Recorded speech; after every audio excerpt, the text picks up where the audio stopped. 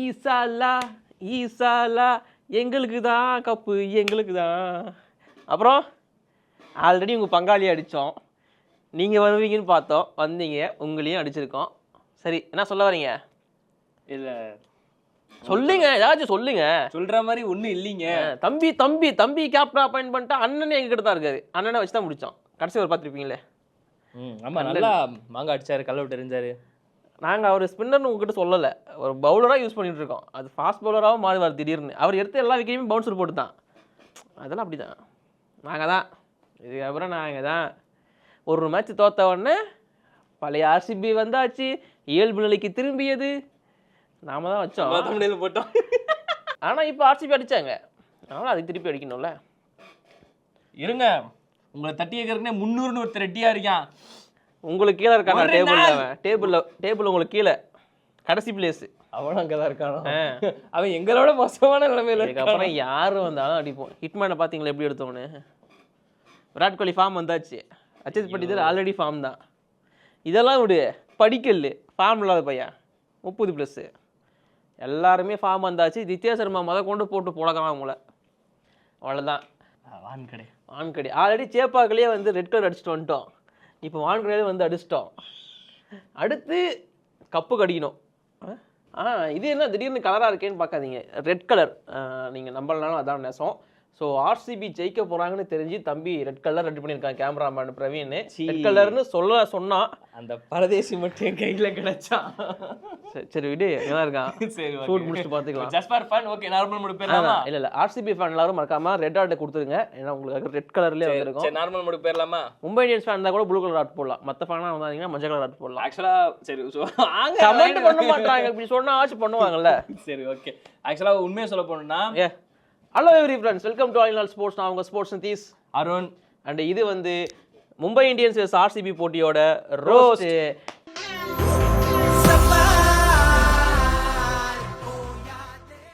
Match முடிஞ்சிருச்சு, நாங்கள் roast பண்ண வந்துட்டோம். வீடியோ முடிஞ்சதுக்கு அப்புறமா நீங்கள் கமெண்ட்டில் ரோஸ்ட் பண்ணிட்டு போங்க. சொல்லு. ஆக்சுவலாக வந்து ஒரு நான் சிஎஸ்கே ஃபேன், நான் சிஎஸ்கே மேட்ச் ரொம்ப நாளுக்கு அப்புறம் ஒரு எபிக் த்ரில்லராக போயிருக்குன்றது பார்க்குறது நல்லா இருக்கு. அது மும்பைக்கும் ஆர்சிபிக்குன்றது இன்னும் ஜாலியாக இருக்குது. சிஎஸ்கே மேட்ச் த்ரில்லராலாம் போல, அது நீங்களா இமேஜின் பண்ணிக்கிறீங்க. ஆக்சுவலாக எல்லாருமே வந்து ஒரு விதமான பீக்கில் இருக்கும்போது சிஎஸ்கே மேட்ச் மாதிரி இந்த லோ த்ரில்லர் அப்படின்னு அதெல்லாம் கிடையாது. இந்த மேட்ச்சில் கடைசி 2 பாலுக்கு 13 ரன் அடிக்கணும், அது த்ரில்லரு. அதே தான், 2 பால் 43 ரன் அடிக்கணுங்கிறது த்ரில்லர் கிடையாது, சொல்கிறேன், அவ்வளோதான். ஆறு ஜெயிக்கிறதுனால ஆமாம் எல்லாரும் ஆடுறாங்க. அது ஆரம்பத்தில் நீங்கள் பார்த்தது வந்து ஆர்சிபி ஃபேனா, அது அந்த ஆல்வேஸ் ஆர்ஆர் ஃபேன். அண்ணன் வந்தார், ஃபார்மும் திரும்ப வந்துருச்சு. நீங்கள் இந்த மேட்சை பற்றி நீங்கள் பேசலை, சரி அதை பற்றி அடுத்த ஆர்ஆர் மேட்ச்சில் பேசுவோம். இப்போ இந்த மேட்சுக்குள்ளவா, அதாவது ஃபஸ்ட்டு வந்து நாங்கள் பவுலிங் போட்டுக்கிறோம் அப்படின்னு ஒன்று சூஸ் பண்ணாங்க. இது வான்கடையில் சேஸ் பண்ணிக்கலாம்னு நினச்சாங்க. ஓகே, இந்த பக்கம் போல்ட்டு, பும்ரா, தீபக் சகார். பும்ரா வந்துருக்கிறாரு. Welcome Mufasa. Intro seriously Pollard hands off. எப்படி அந்த நேரத்தில் முன்னாடி எழுதி வச்சு ப்ரீ பிளான்டாக யோசிச்சாரு அந்த ஆன் ஸ்பாட்டில் வெல்கம் முஃபாசா அப்படின்னு மும்ராத்துக்கு எல்லாரும் அப்படின்னு சொல்லிட்டு. ஆனால் ஒரு யூஸும் இல்லை, அதுதான். ஆனால் அப்படிலாங்க. ஆனால் இப்பவும் கூட அந்த மனுஷன் இன்னும் சரியாக ஆகலையோ அப்படி இல்லை. அவர் போடும்போதே அந்த ஸ்ட்ரெயின் தெரிஞ்சுது. எப்பா தோத்துட்டு இருக்கோம், போட்டு விட்டு போ, 4 ஓவர் மட்டும் பார்த்து போடணும். அப்படி இருந்தோம் இல்லை, அடிச்சிட்டாங்க. அப்படி இருந்து 30 ரன் மேலே தானல. அதான் நல்லா போட்டார், ஃபுல் ஃபிட்னஸ் இல்லாமலேயுமே பெட்டராக போட்டிருந்தாரு. இன்னொரு பக்கம் போல்ட் வந்து இனிஷியலாக அந்த ஒரு விக்கெட் எடுத்தார். பில்சால்ட்டு ஃபர்ஸ்ட் பால் 4 அடிச்சிருப்பாரு. அடுத்த பால் ஒரு ஸ்டெம்பு பறக்கும், சும்மா ஸ்டேடியமே அலறிச்சு. IPL 2025 இது வரைக்கும் ஹையஸ்ட் டெசிபிள் இங்கே தான் 138 நினைக்கிறேன். சவுண்டு அப்படி.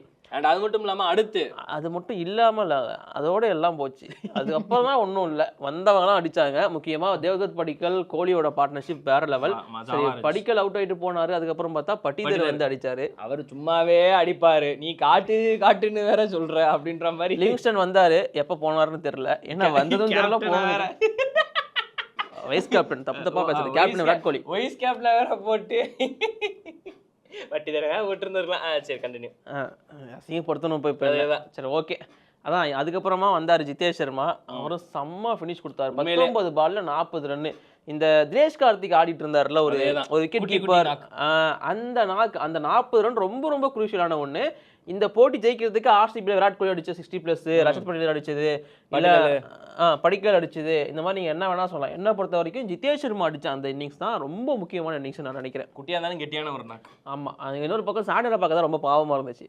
அந்த அளவு முக்கிய போடுறான், ஃபீல்டிங்கில் விழுந்து டைவ் அடிக்கிறான், ஆனால் அந்த விக்கெட் மட்டும் கிடைக்க மாட்டேங்குது, கேட்ச் மிஸ்ஸு எல்லாமே நடக்குது. சிஎஸ்கே வந்துரு சிவாஜி டீசெண்டாக சிஎஸ்கே டக் அவுட்ல கொண்டு போயிட்டு இருந்திருக்கலாம். சரி ஓகே, ஆனால் இவங்க வாய்ப்பு தராங்க. அதான் உண்மை, அதுதான் பாராட்ட வேண்டிய விஷயம். ஆனால் அசிங்கப்படுத்துறாங்க. வேற என்ன செய்ய, ஏன்னா அவருக்கு விக்கெட் நிறைய வாய்ப்புகள் கிடைச்சிது, மிஸ் ஆகிட்டே இருந்துச்சு. எனக்கு என் வாழ்க்கையில் நான் இன்டர்நேஷனல் கிரிக்கெட்டில் கூட அந்த மனுஷன் 9-8 கிட்ட எக்கனாமி நான் பார்த்ததே கிடையாது. இன்னொன்று மும்பை ஒரு சில வேலைகள்லாம் பார்த்தாங்க. என்னது, திடீர்னு வில்ஜர்ஸை கொண்டு வந்து ஓவர் போட விடுறது, விராட் கோலி போய் எடு அப்படின்னு எதுவுமே ஒரு கவலை. வா வந்த உடனே ஃபர்ஸ்ட் பால் தூக்கி வெளியடிச்சு. அது ஒரு 6 1 பும்ராக்கு அகைன்ஸ்டா மொத பால். ஐயோ நான் மாதிரி ஷாட் அது. அவ்வளோதான், விராட் கோலி ஃபார்முக்கு வந்தாச்சு, அந்த பக்கம் ரோஹித் சர்மா வீட்டுக்கு போயாச்சு, எல்லாம் மாறி மாறி. சரி நார்மல் மோட்ல தான் இருக்கிறீங்க, திடீர்னு மறுபடியும் ஃபேன் மோடுக்கு மாறாது. சரி ஓகே, ஆக்சுவலாக வந்து இங்கிட்ட எப்படி ஜிதேஷ் சர்மாவோ அங்கிட்டு எங்கள் அண்ணன் இருக்காப்ல ஹர்திக்கு போட்டு போல ஐயோ. அதுக்கு முன்னாடி ஆடினவங்களை பற்றி பேசணுமே. எனக்கு ஹர்திக் தாங்க மெயினாக தெரியுறாரு. 7 பாலுக்கு 32 எல்லாமே பவுண்டரியாக அடிச்சாரு. முக்கியமாக அண்ணனை தூக்கி வெளியே அடிச்சாரு. அதுக்கு அண்ணன் பழி வாங்கிட்டாரு ஃபைனல் ஓவரில். அதுதான் கொடூரம். அண்டு முக்கியமா திலக் வர்மா செம்ம நாக் ஆடிட்டு இருந்தாரு. அவரோட விக்கெட் எடுத்தது புவனேஸ்வர் குமார், ஹர்திக் பாண்டியா விக்கெட் எடுத்தது ஹேசல்வுட். இந்த ஆர்சிபியோட மிகப்பெரிய பலமா இந்த சீசன். இப்போ நான் ஹேசல்வுட்டும் புவியும் இல்லைன்னு வச்சுக்கோங்களேன், அங்க சிராஜ் இருக்காருன்னு வச்சுக்கோங்களேன், அந்த விக்கெட்லாம் விழுந்திருக்காது. சீரியஸ் மேட்ச் 10வது ஓவர்ல முடிச்சுட்டு போயிருப்பாங்க. ஆக்சுவலா இது வந்து சிராஜோட டிஸ்கிரிமினேஷன் அந்த மாதிரிலாம் கிடையாது. சொல்லல, ஐயோ ஒண்ணு சிராஜ் எப்படி போடுறாரு தெரியுமா இந்த வருஷம் அப்படின்னு ஆரம்பிச்சாங்க. அதுக்கு தான் நான் சொன்னேன், சிராஜ் தப்பா அப்படி போடுறாருன்னா சொல்ல வரல. ஏன்னா சிராஜை நம்பி தான் அந்த பவுலிங் லைனப்பே இருக்கிறப்போ இங்கிட்ட ஒரு எஸ்தேயால அப்படின்னு இருக்கிறேன்னா, அங்கிட்ட வந்து ஒரு வெல் எக்ஸ்பீரியன்ஸ் பூவி, அதோட மொரட்ட எக்ஸ்பீரியன்ஸான ஹேசல்வுட் இருக்கிறாரு. இல்ல சிராஜ் அப்படிதான் போட்டிருப்பாரு. இவ்வளவு தூரம் சிராஜ் டெத்ல அப்படிதான் போடுவாரு. நல்ல பவுலர் தாங்க, நீங்க தாங்க அவரை ட்ரோல் பண்ணிட்டு இருக்கீங்க. அவர் போடுற இடம் அப்படி ஒன்றும் சொல்ல முடியல. போன இடம் அப்படின்னு சொல்லுங்க. இப்ப நெகரா ஆஷிஷ் நேரா டிஎஸ்பி ஆன் சார்ஜ். சரி ஓகே, ஓவரால் இந்த போட்டி வந்து ரோஹித் சர்மா வந்தாரு, பார்க்க செம்ம ஆடுற மாதிரி தான் இருந்துச்சு. ஆனால் அவருக்கு எதிராக ஒரு கேம்பிள் எடுத்தாரு, யாரு ரஜத் பட்டிதார். அந்த ஓவர் போட வேண்டியது வந்து ஹேசல்வுட்.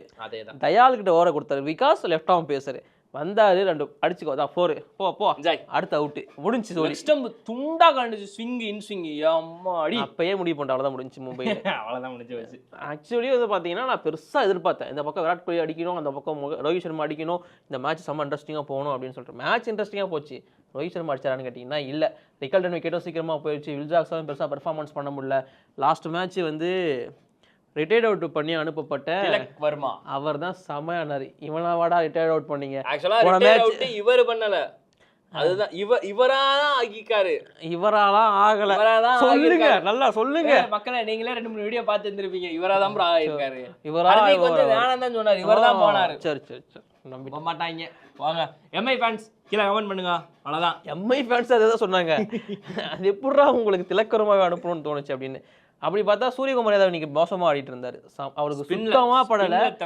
ஒரே ஓவர்ல இல்ல கடைசி ஒரு 5-6 பந்துல தொடர்ந்து சான்சஸ் கொடுத்தாரு. ஆனாலும் இவங்க அவுட் பண்ண மாட்டோம் சுத்திட்டு இருந்தானுங்க. கடைசியில வந்து அப்படி இப்படின்னு சொல்லிட்டு எஸ்தயாலே திரும்ப வந்து அந்த விக்கெட் கேட்ச் ஒன்று இதாகும். ஆனால் அந்த கேட்சை மறுபடியும் எடுப்பாப்ல, நல்லா இருந்துச்சு. தேவையில்லாம போய் முட்டிக்க வேண்டியது, அதை கேட்ச பிடிக்க வேண்டியது. சூரியகுமார் ஏதாவது நிறைய சான்சஸ் வந்து கிரியேட் பண்ணார், 6 அடிக்க கிடையாது, அவுட் ஆகிறதுக்கு. கடைசியில வந்து ஒரு சான்ஸ் அவருக்கே கிடைச்சி அவரை விக்கெட் எடுத்தாரு. ஓவராலா மேட்ச் பார்க்கும்போது 2 பக்கமும் பேட்டிங்ல சரவடியா இருந்துச்சு. அதை சூப்பரா வெடிச்ச ஜிதேஷ் சர்மா தலைமையின் கீழ் சொல்லமா தாராளமா இல்ல அவரோட இன்னிங்ஸோட அது கீழே வந்து வின் பண்ணிட்டாங்க.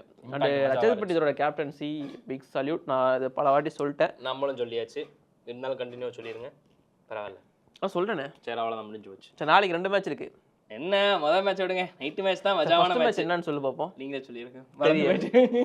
ஓகே, கொல்கத்தா நைட் ரைடர்ஸுக்கும் டிசிக்கும் தானே முழுசா தெரியாதுன்னா விட்டுரு. சரி ஓகே. லக்னோ சூப்பர் ஜெயன்ஸுக்கும் மேட்ச். ஆக்சுவலி இது என் பர்த்டே அன்னைக்கு, அதாவது April 5 நடக்க வேண்டியது. பீலேட்டட் ஹாப்பி விஷஸ் சொல்லிக்கங்க. இந்த ஆள் வரல, நீ டேக்கா கொடுத்துட்டாரு அன்னைக்கு. ஏதோ ராமம், தப்பா சொன்னா திட்டுவாங்களே, ராம நவமி. ஓ ராம், இப்ப நான் தான் தப்பா சொல்லிட்டேன். சரி, அது ஏதோ இருந்துச்சாம்பா, அன்னைக்கு வைக்க முடியாது, அதனால போட்டி தள்ளி வச்சுக்கலாம்னாங்க. செவ்வாய்க்கிழமை, அதாவது செவ்வாய்க்கிழமை முருகனுக்கு உகந்த நாள், அப்ப தள்ளி வைப்பாங்களா? நான் இதுக்குள்ள வர விரும்பலை. நான் சொன்னாங்க சொல்றேன் அவ்வளவுதான். அந்த போட்டி இருக்கு ஃபர்ஸ்ட் 3 மணிக்கு ஒரு match. சரி இப்ப நாளைக்கு என்ன கிழமை? அதான் அந்த மேட்ச் நடக்கிறப்போ செவ்வாய்க்கிழமை. அப்பாதான் முருகனுக்கு வந்து நாள் தள்ளி வைக்க சொல்லுங்க. தெரியாது எனக்கு. முருகன் யாரு தெரியாது எனக்கு. ஓ அப்படி.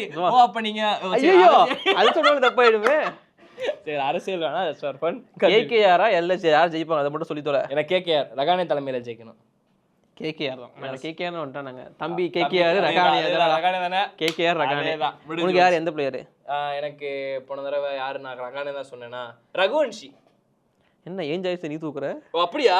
சரி பரவாயில்ல ரகுவன்ஷி வச்சுக்கோ, நான் நரேன் போயிடுறேன். சரி ஓகே. போன தடவை நரேன் தானே சொன்னீங்க? இல்லை போன வாடி ரகுவன்ஷி தான் சொன்னேன். ரகுவன்ஷி அதாவது நான் எனக்கு ரொம்ப பிடிச்ச ஒரு பிளேயர் ரகுவன்ஷி. ஓ சரி. ஸோ இப்போ இருக்கிற பேர்ல ஒரு இது இருக்கு. ஒன் டவுனுக்கு ஒரு பிளேயரை சூஸ் பண்ணால் நான் ரகுவன்ஷி தான் போவேன். வேறு யாருமே போக மாட்டேன்.